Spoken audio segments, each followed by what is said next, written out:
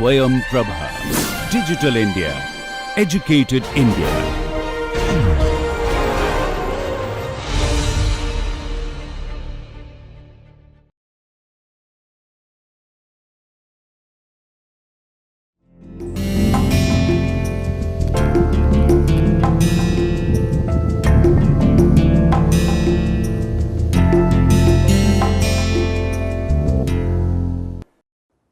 Welcome to the course of Intelligent Product Design. In order to design an actively controllable system, we need to know that what will be the dynamic response and how do we correct the dynamic response of a system. In order to do that, one particular technique will be of high use for us, and that is what I have taken up today. That is called the root locus method. Now, in the root locus method, the fundamental idea is on the basis of the closed loop transfer function of a system. So, you imagine that this is the plant or the system that I am trying to control. The response or the dynamic behavior of the plant is what I am trying to control. So, CS here is nothing but the response of the system. So, a plant, because it is dynamic, you imagine a robot, because it is dynamic. So, its limbs are moving. So, every limb is going to create some motion, and that motion can be sensed. That is what I am sensing through the response. And this sensing that I am doing, these sensors have a transfer function Hs. On the other hand, here Gs is the plant transfer function, and K is a gain. Generally, the gain is external. The gain is something through which we are giving some kind of a stimulus to the system. Now, I told you this is a closed loop system. So, this response is feeded back here, and you can see that this response is like a, you can see that this is a negative feedback system. Also, we want the system to follow a particular behavior. Okay? Suppose I am talking about a robotic limb. I want the limb to go from position A to position B. Suppose I am talking about some other system, a unmanned aerial vehicle or many other intelligent autonomous system. For every such system, we give certain commands to say that this is what will be the position now, velocity now or acceleration now. So, these are all the reference. So, this is the reference, which is what we want the system to follow, and this is the sensing. Now, a little bit of algebra if we do, what we are going to see? Okay, first of all, we are going to see that this Cs is coming here and a negative feedback is happening. So, this you can almost call it as Rs minus Cs Hs. I am just keeping it as simply R minus Ch. Now, the Kgs, because all of them are Laplace transform, so I can do linear operation. So, Kgs times this R minus Ch is nothing but this response of the system.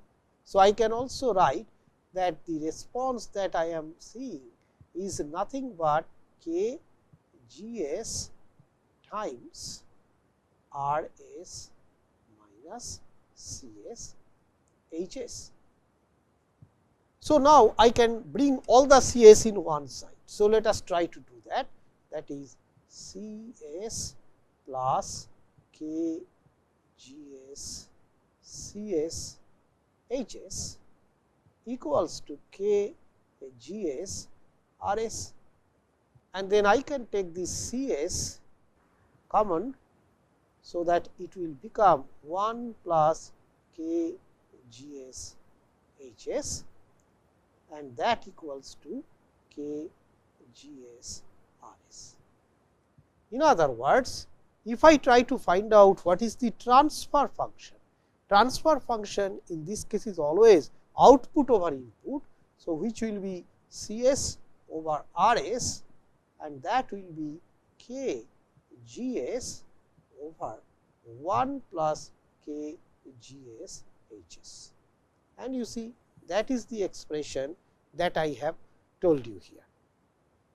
Now, if I go to a little more that how do we plot such transfer functions, let us say I first take a very simple transfer function, because transfer function will always have some polynomial in the numerator and some polynomial in the denominator. Let us say that it is going to be first order. That means, the transfer function in the numerator is going to have one root only, and transfer function in the denominator is going to have one root only, and these two roots are p0 and z0. Now, the root of the denominator is what I am going to tell it as the pole of a system, and the root of the numerator I am going to talk about it as the 0 of a system. So, I have one pole that I have placed here and one 0 that I have placed here. Now, if I have to evaluate the value of the transfer function at any point, okay, so S can have any positive or negative, real or imaginary or complex value, which means we are free to choose any value up to infinity all over these, which we are going to call it as a S plane. So, on the S plane, if I choose any value of S, let us say I have chosen a particular value here, which may be written here as something like, if this is the positive, let us say I call it as minus alpha plus j beta. So, this minus alpha plus j beta, I can actually put it in the transfer function. So, I can write the value of the transfer function at S equals to minus alpha plus j beta as simply minus alpha plus j beta minus z0 divided by minus alpha plus j beta minus p0. So, I am going to get a complex fraction, and that complex fraction I can find out the magnitude of it and the phase of it. Now, there is another way by which we can do it instead of doing this algebra. How we can do it? Well, for that this 0 and the pole marking is very much important, because the moment I put the point, I can actually draw a line from this 0 to this point, and we are going to call it as Rz, which is nothing but the 0 length. And similarly, I can do this Rp from the pole, and this is nothing but the pole length. I can then show that the magnitude of the transfer function will be nothing but the 0 length divided by the pole length. Okay. This is a graphical way of doing the same problem. Similarly, I can also find out, so T is complex, so it has a magnitude and it has a phase. So, I can also find out the phase of T for this particular point. How do I find it out? Well, from the positive real axis, that is this positive sigma, I have to go like this, okay, counterclockwise until I get this point, and the corresponding angle is phi z. I will call it as the 0 phase, and same thing I have to do for the pole, and the corresponding angle is phi p. I will call it as the pole phase. So, this will be what phi z is on the numerator. So, it is phi z minus phi p, that will be the phase of the system. So, these are the two things that we have to always keep in our mind, and on the basis of this we will do the root locus.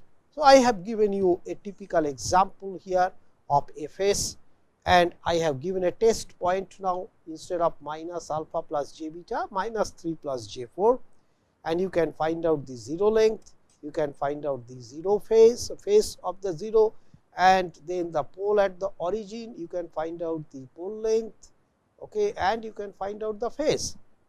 So, pole for the pole at -2 you can do the similar exercise, because there are 2 poles at this time.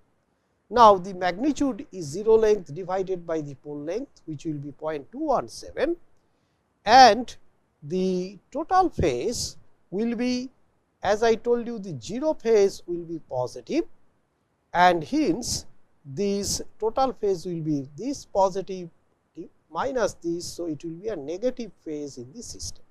So, that is the way we will calculate the phase of the system. Why I am doing it? I will tell you that just by measuring the phase of the system, we can avoid all calculation and computational complexity, and we can say whether a particular point will be part of the root locus or not, and that I am going to reveal to you in the next slide. Well, so we already know that the transfer function is kgs over 1 plus kgshs. Now, 1 plus kgshs equals to 0, 1 plus kgshs equals to 0 is actually the characteristic equation of the closed loop system. This is something that we have to always keep in our mind. Okay. So, our intention is that for different values of s to figure out that what are going to be the roots of this. Okay.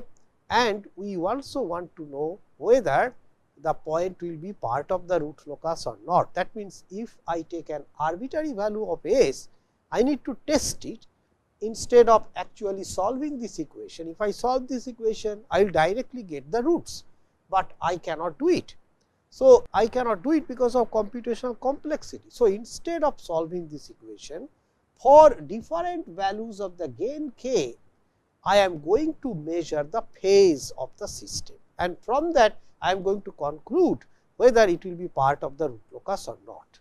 Now, then we know that 1 plus kgshs equals to 0.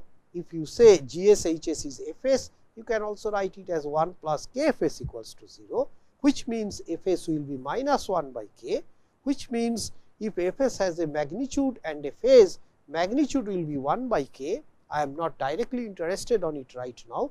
What I am interested is the phase value should be finally coming down to -1, and that means the phase should be an odd multiple of 180 degree. This will be the telltale criteria of measuring whether a point is part of the root locus or not. So, this is the criteria that we are going to utilize. Let us look into an example. Okay. So, this is a transfer function s minus z I pi I equals to 1 to n. So, that means I have, let us say, n zeros and I have here n poles. Now, please keep in mind that if I call it as m zeros, then m can be less than or equals to n. M will never be greater than n. Keep this point in mind, otherwise the system will lose its causality. Now, then I get the magnitude of the system and the phase of the system exactly as I described to you. Let us now come to how do we plot the root loci. That means, with respect to the change of gain, how the position of the roots are going to change by measuring the phase. That is what we are going to talk about, certain rules that can empirically help us in order to draw the root locus. So, we have a transfer function here. It is the denominator that we have to keep in our mind, s square plus 3s plus 3, and if you solve it, you are going to get 2 complex roots and they will be conjugate roots. Okay. That means, their real part will be the same and their imaginary part will be one positive and one negative. So, now because this is a second order equation, so there will be 2 roots. So, number of root loci will be as many as the open loop poles. So, open loop poles are 2, we know that, and that means those will be the 2 root locus, and the origin of the root locus will be at the poles itself. That is the first important rule we have to keep in our mind. The second rule says that whatever will be the root locus, the roots will be always symmetric about the real axis. This is the real axis. Okay. So, this is the S plane and this is the real axis, and this is where is my imaginary axis. So, you see, with respect to the real axis, the root is always symmetric, not with respect to the imaginary axis.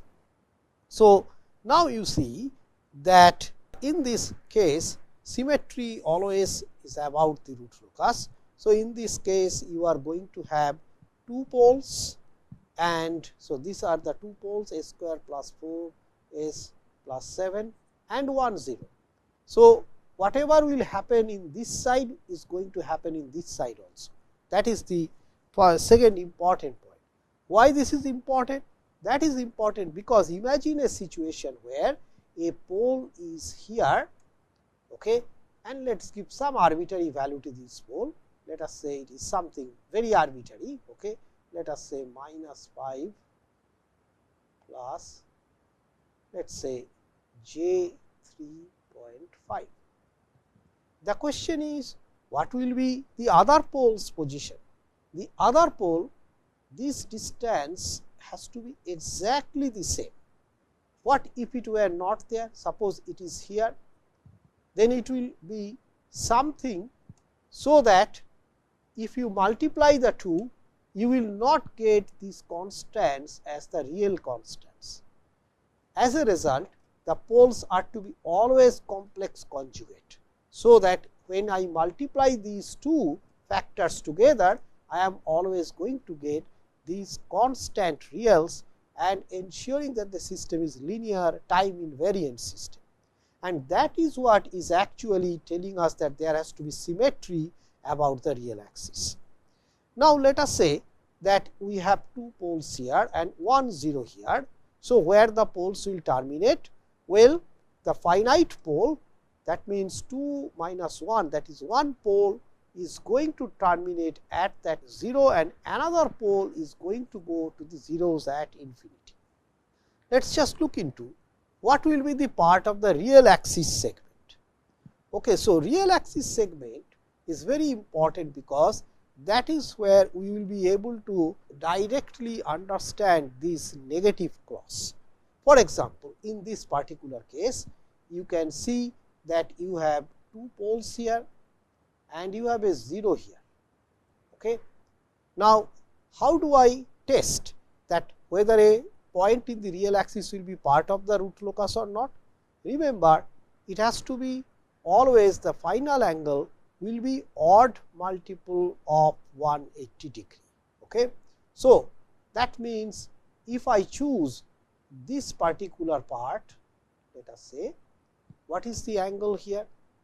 Well, if I choose this particular part, and also please keep in mind that you have another 0 here.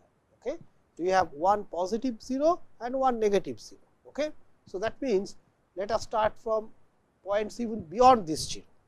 So, if I start from this point, so any test point, let us say I am taking a test point here.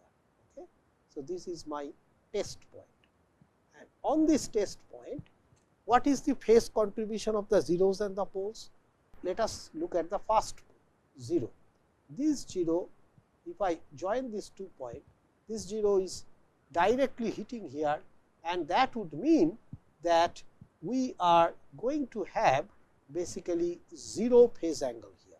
Same thing is true for this 0, this pole and this pole, because they are all directly coming here, and you remember we always measure the phase angle from this direction real axis to wherever we are going, because this 0 is this test point is here. So, the phase angle contribution of each one of them is 0. Now, if the phase angle contribution is 0, then it cannot be part of the root locus.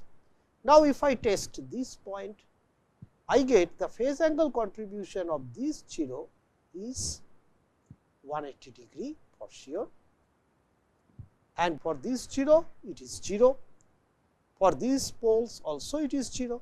So, this entire region is going to have an odd multiple of 180 degree contribution from this 0. So, that means this will be part of the root locus. Same logic you apply here, you will see that this will be 360 degree here. one from this 0, another from this 0. So, 360 degree means it cannot be part of the root locus. If you come here, you will see now this plus 360 degree will have 1 minus 180 degree. So, the phase will be 180 degree, this will be part of the root locus.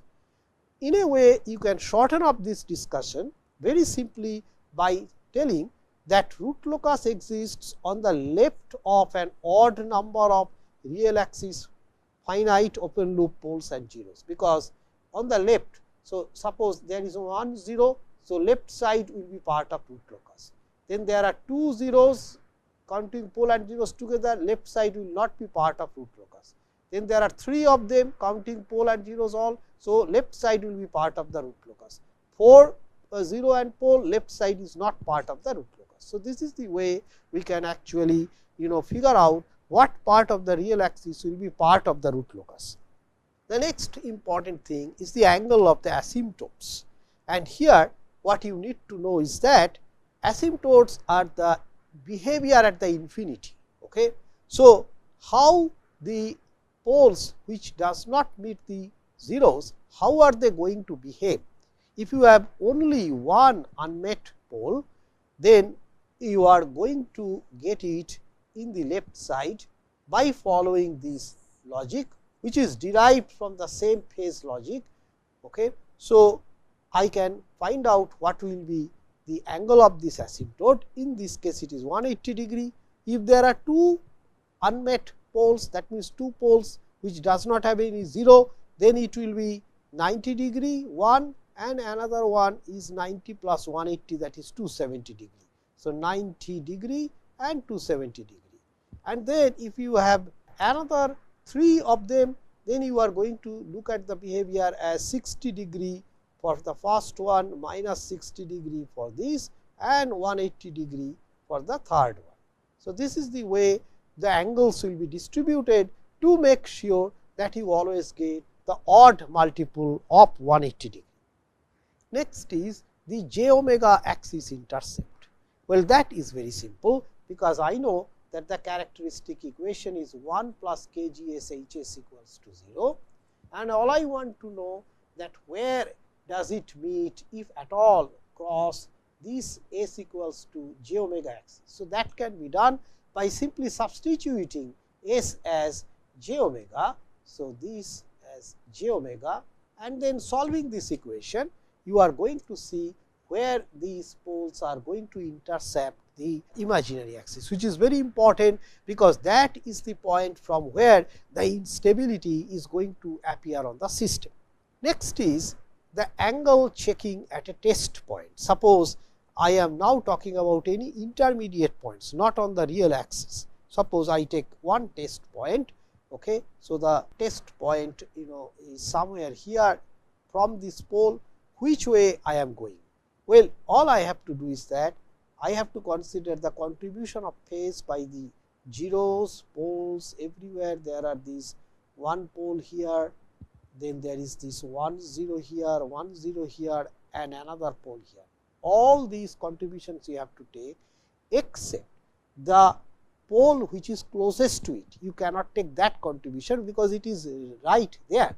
So, if you now consider the angle contribution of all of them and do this summation, and all of these zeros positive and the poles negative, the ultimate angle will become the angle that in which the pole is going to actually make its journey. Okay. That is the way we do it, and this is the same logic that you can do for the departure angle also. And keep in mind that there can be repeated number of departures and repeated number of arrivals. In that case, we have to multiply it by r and distribute the angle between all the roots. I will now do one example. So, look at this example where I have 3 poles, one pole at 0, one pole at -2, one pole at -3.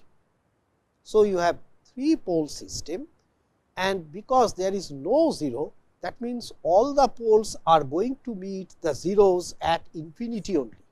So, we have to also draw the asymptote in this case. So, let us see how we are going to do the root locus. Okay. So, now the first point is that what is the part in the root locus that will be part of the positive real axis.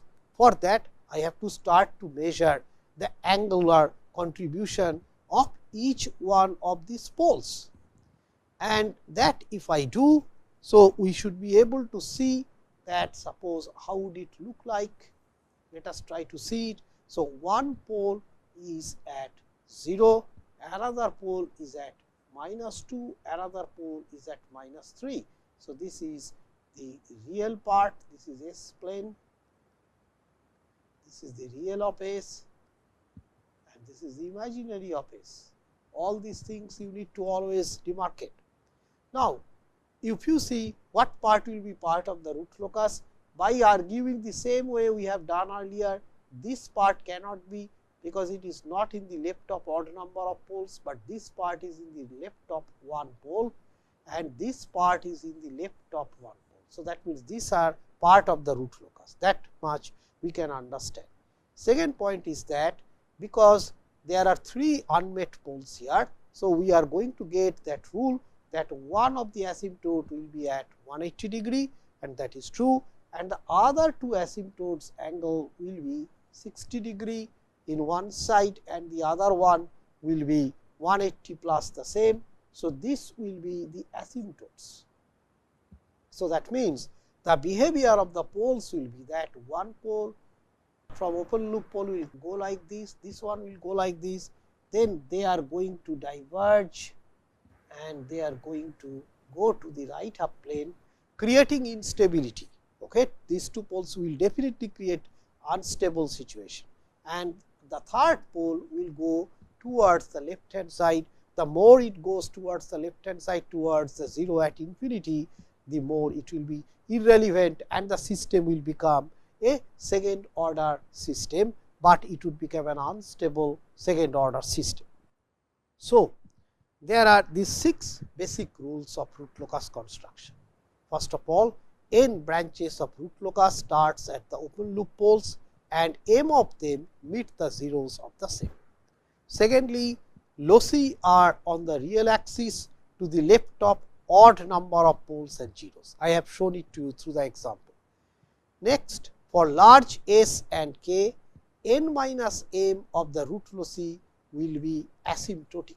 So, get the asymptotic angle and real intercept by using the earlier equations that I have given. Then calculate the angle of departure from the poles, that also I told you. Do not take that particular pole into consideration in the phase. The contribution by rest of the poles and zeros you have to do in order to calculate the final phase, that will give the angle of departure, and similarly for the zeros, what will be the angle of arrival, that you will do the same logic. Finally, calculate the j omega crossing using some criteria called root stability, or simply putting S equals to j omega and solving, you should be able to do it, and calculate the breakaway and break in points using dk d sigma equals to 0. So, what are the breakaway break in points?